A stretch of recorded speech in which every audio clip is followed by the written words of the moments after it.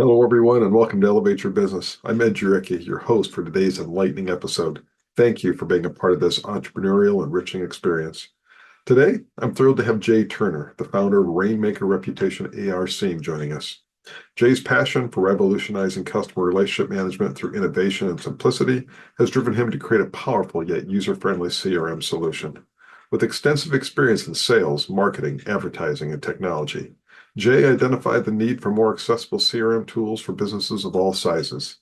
Outside of his professional work, Jay enjoys cooking, cheering on Dallas sports teams, and 3D printing. Stay tuned as we dive deeper into Jay's journey and his mission to simplify customer relationship management for everyone. As Jay joins us on the show, we'll discuss his personal definition of success, key challenges he's faced, and how he's used innovation to overcome obstacles and achieve his goals. So let's welcome Jay Turner to the show. Jay, welcome. It's wonderful to see you again. How are you doing? Good to see you again, Ed. Good to be on your show. Love it. We've had a growing partnership and relationship over this last year or so, and I very much appreciate it. I love the work that you've done, and thank you so much for the support that you've provided me. To start with, could you give a bit more about yourself?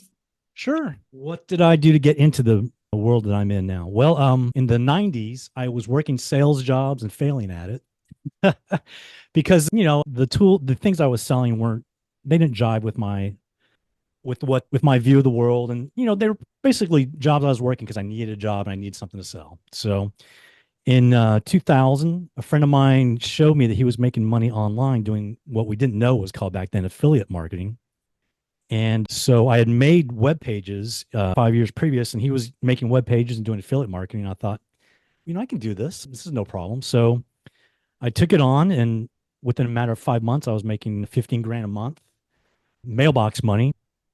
And then I realized, wow, this is the way to go. And when you're in sales, you don't necessarily know marketing. So I was doing search engine stuff. And back then I was using Yahoo. Do you remember Yahoo? So I figured out back then that if you just buy a keyword loaded URL, and because Yahoo back then ranked everything alphabetically, and it was a dominant search engine back then, I figured out, wow, if I spend $300, I could capture tons of traffic just by optimizing that one thing and just basically buying the traffic. So within about 5 months, I was getting about 30,000 hits a day from Yahoo on various types of websites. And my story is full of lessons learned from failures. So this is one I tell all the time. So at some point, I remember it was October. Can't remember if it was 2003 or 2002. Yahoo decided to just stop doing the directory bit and the directory bit that they'd been doing 10 years previous. And they decided to serve Google's results. Well, I was out of business like that. All my traffic just was gone. And I was 32, I believe, at the time. And I was making big plans of what you can do with 15 grand a month when all you have to do is just wake up, open up your laptop, shut it down, then get dressed, then go out and grab some coffee. That was my day. So learned a big lesson there, but I didn't really learn it right there. That was just nothing but panic. And for the next 2 weeks until I was at some friends of mine say, hey, Jay, you got to get out of the house. Don't be so depressed. And so I met some friends out, and a friend of mine who ended up becoming a mentor of mine, John Alanis, he asked me about what I was doing. I was telling him, well, I'm running hard times, man. This is what I'm doing. He goes, really, that's fascinating. His eyes got wide open when I said I was getting 30,000 hits a day. And he said, well, Jay, stop me there. Hey, did you ever capture an email? Did you ever capture a contact point? I was like, why? I didn't need to do that. I'm not a spammer, And he said, well, Jay, if you captured their email address, you can send out an email to them of something else you can sell them. And then boom, you've got your pool in your backyard. And I was like, oh. So anyway, long story short, I ended up working for John. And John had a partner, and they were licensors of Dan Kennedy's information products. A lot of people out there will know who Dan Kennedy is. And that's when my education really began, because working with these guys were, their main core competencies was copywriting, business model, and just understanding how to sell something to a customer with media. They bought tons and tons of direct mail every month. And this was the year 2000, payment processing was just in its infancy. I don't think PayPal was around yet. If it was around, it was just starting to get around. I know that because part of what I did for this company was I set up all their funnels. I set up all their marketing technology. I remember the first time I set up how to take a payment with a check with ACH. I remember the first time setting up PayPal for them. And that really changed their business, just being able to swipe a card online, because up until that time, in order for them to get paid, they had to take a check. They had to send out a letter, have somebody fill out a check and mail it back to them. It's just mind blowing to think. Right. So that was a big, hard lesson. It's a lesson I tell my small business and local brands to this day. It's my number one thing. In fact, after we get off today, I'm meeting with the number one short-term lease property owners in Airbnb in Texas. They're doing phenomenal work. Their occupancy is 99%. Wow. But with short-term lease rental, there's a big problem right now because people will stay in a short-term lease renters, STR's owner's place. And if they throw parties and people complain, then there's no way to contact somebody at the place to tell them to shut up. The owners get all this flack. So I know here in Austin, there are some ordinances, they're very anti-Airbnb.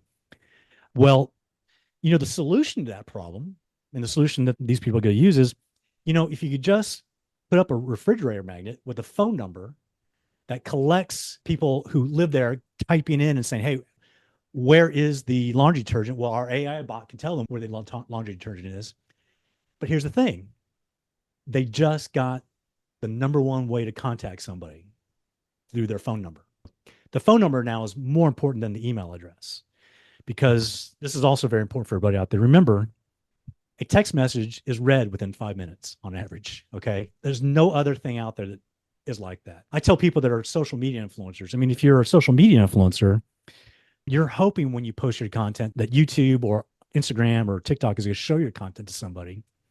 You're hoping that maybe on Facebook, when you post it on your feed, that somebody happens to be looking their feed while they're looking at cat videos, that they see your microbrewery's new special. But if you have their phone number, you can send a text message.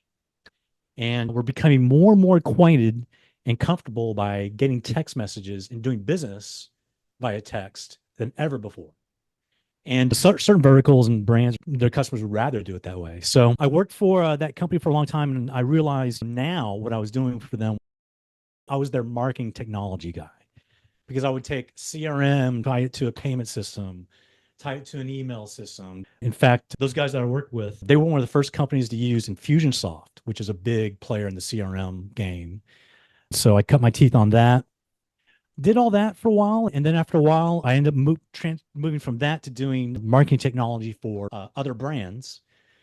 And I did that for a while. And then I moved into local for quite a while, where I went back to my SEO roots, and I started doing SEO for about 5 or 6 years for brands like plumbers and HVAC and even art gallery here or there.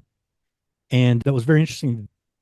It's really good for a local business owner to know where his leads are coming from. And I kept running into this where I would start working with a local brand, and maybe they had a dispatcher team that took the phone calls and they didn't know what their dispatcher team was doing.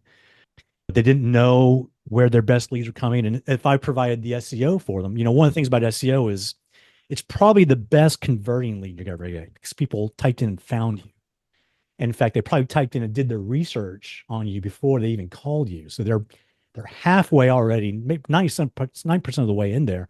All you have to do is just ask to have us come on out and serve them. So I realized that a lot of guys were still working off spreadsheets and stuff. So I realized I'm not a big CRM guy. I want to do my SEO, I want to be in my laboratory, making rankings go up and down. And then I realized, let me look into solve this problem for them. And then I came across a company called Go High Level.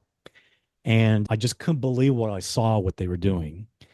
And I realized, wow, this is just what the doctor ordered. In fact, it has all these other benefits on there, including review capture and review collecting.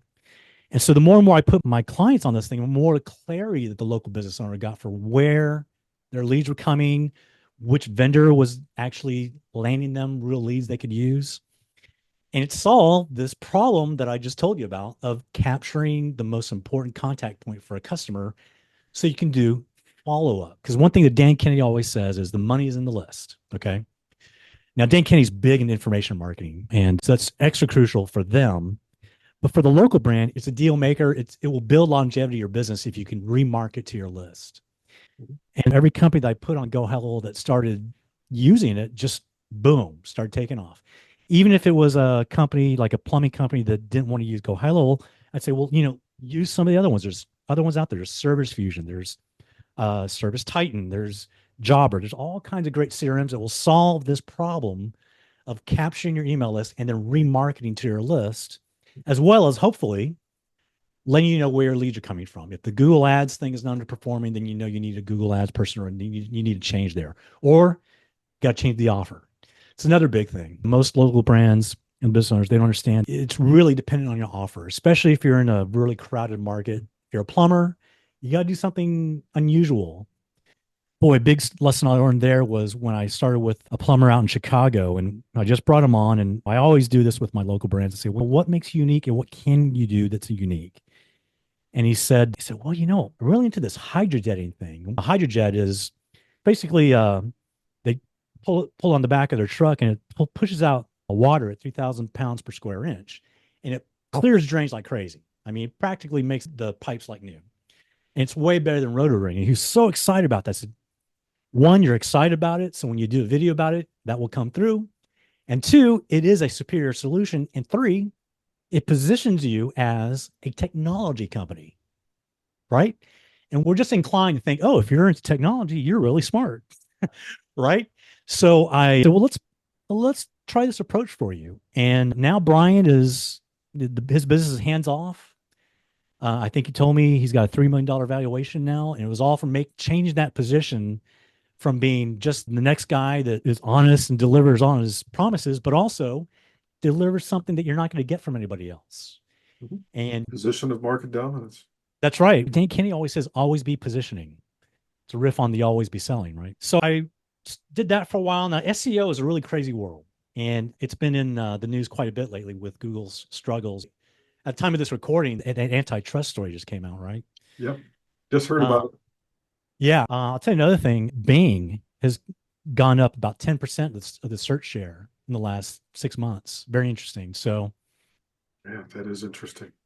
well, back to my story and learning this from John Alanis is business model is something that I really zero in on. And when I was failing at sales, all of that was with the idea of me eventually becoming a business owner of some kind. And my father was an auto mechanic. And he always told me, Jay, you got to at least give it a shot to own your own business. Because in America, there's no other country in the world that gives you this opportunity. And so I kept that in my mind. I knew that if I was going to be an entrepreneur, I'd probably have to be a good salesperson. So I'd be myself over the head doing sales of all kind. And so when I started doing marketing technology for these guys, I realized, wow. And plus, it was right after the internet boom during the Clinton administration. And of course, in the year 2000, PayPal and everything started happening. Search engine support for local brands started hitting. And then I realized, wow, I could have a lifestyle where I just work on my keyboard, on my couch, in my boxers. I'm wearing pants, everybody. But I could do that if I wanted to. And I can control when and where I went. And so my metabolism back those days was not good. I know this now, but I was an insomniac. In fact, I would work at 2 a.m. in the morning. And now I realize that wasn't good. But at the time, I needed that because I was not a morning person. So I realized that that was one major thing is be able to control my day during the day. Was super important to me. Another thing is controlling who you work with. And it was also something that John taught me quite well was the ability to fire a customer is one of the most beautiful things you can have. When you're an employee, you're stuck with who you work with at the left and right, and you're definitely stuck with a boss, right? And so working in technology in the internet space back then, early on, really, when the pandemic hit and everybody wanted to work on their laptop at a coffee bar, I was like, hey, come on in. I've been doing it for 20 years. It's fine. So that's how I define success. It's not just the monitoring game, but it's also, to me, it's controlling my day. If a girlfriend calls me and says, hey, I'm down the dumps, I need to talk to you about something, I want to be able to turn off my day and say, I got something more important right now. And I'll work on it 7 o'clock at night. For whatever reason, it's just really important to me. And then, of course, who you work with, incredibly important for me. And then, of course, this comes from my father's side, him being a mechanic. I think I got this. I'm very project oriented. I get very jazzed when I discover a new toy, like a new vehicle. Most technologists do. Yes, yeah, yeah. Well, we were talking earlier just now about, what platforms to stream a video from, right? So I have a thing about finishing things. It really bugs me when I don't finish something, or open loops really annoy me. So I'm very project oriented. I remember a friend of mine, Fred, said this about me. He said, Jay, you're bewilderingly project oriented. I can't figure you out. what That's how I define my success. Besides the monetary stuff, it's the ability to match your work with your biorhythms, how you work, and on top of it, that's why I really like working with local business owners. I like the way I do it. I'm more of a networker now than ever. I don't do digital marketing for my business. I don't do pay-per-click ads. I don't do any of that. I barely do any content marketing, but I'm going to start doing that next 2 months here. But I do a lot of networking. Local brands, they love what they do, and I can totally identify with that.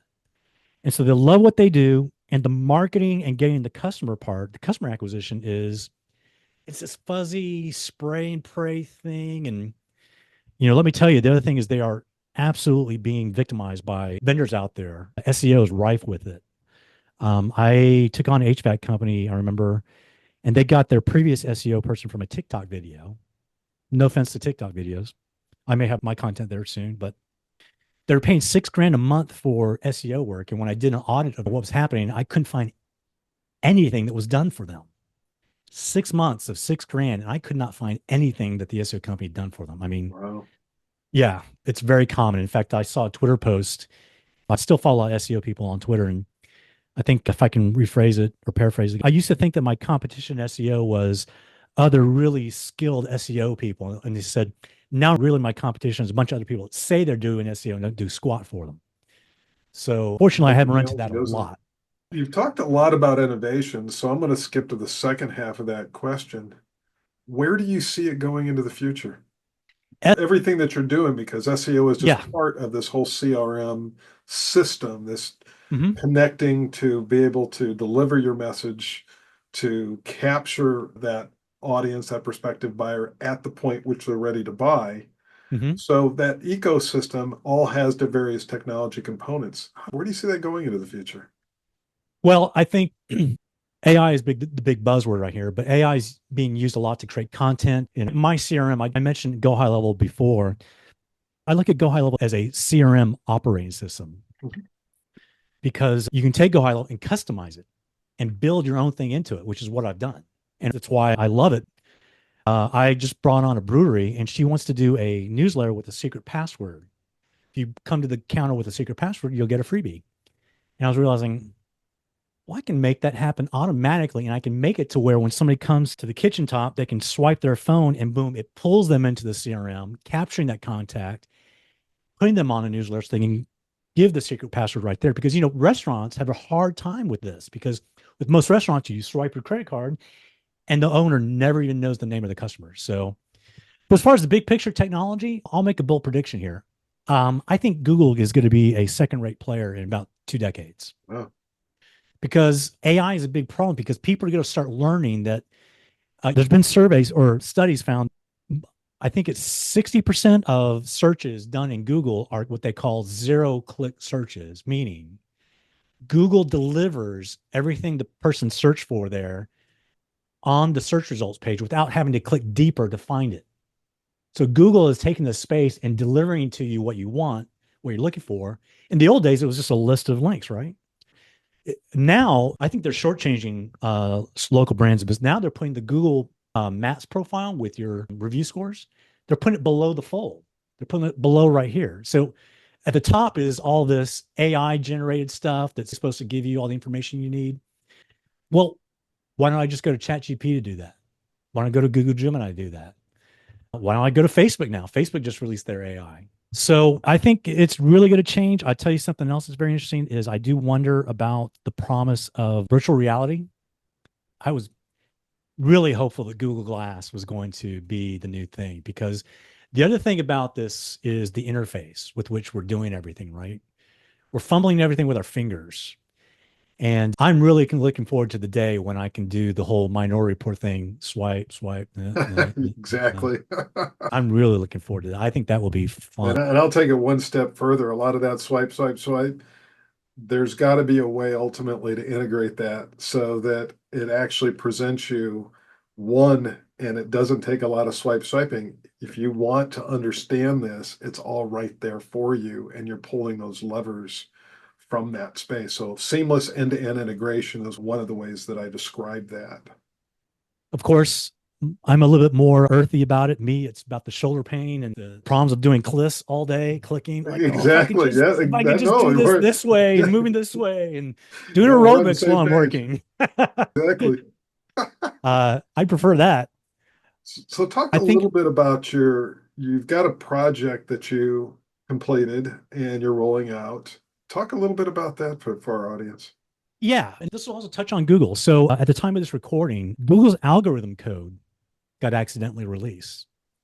And one of the things some SEOs, especially some of the SEOs in my mastermind group that I'm part of, we've always said, hey, Google is spying on us constantly. Okay.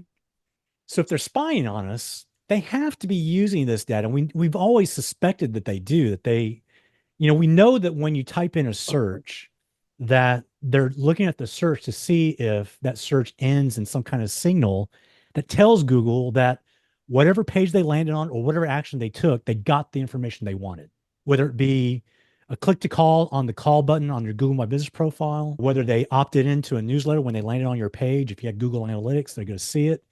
Heck, they might even see it if you don't have Google Analytics.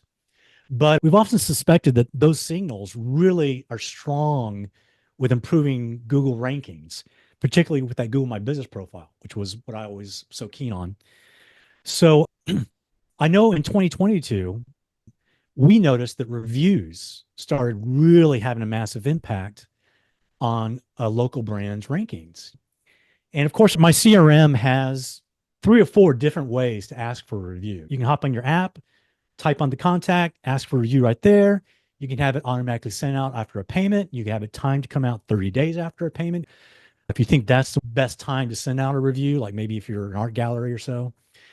But one of the things I always knew was that not only is Google looking at that, but they're also looking at where that review was completed. Because if you complete that review on your phone, Google's going to see, because of where the tower is, where that review was completed at.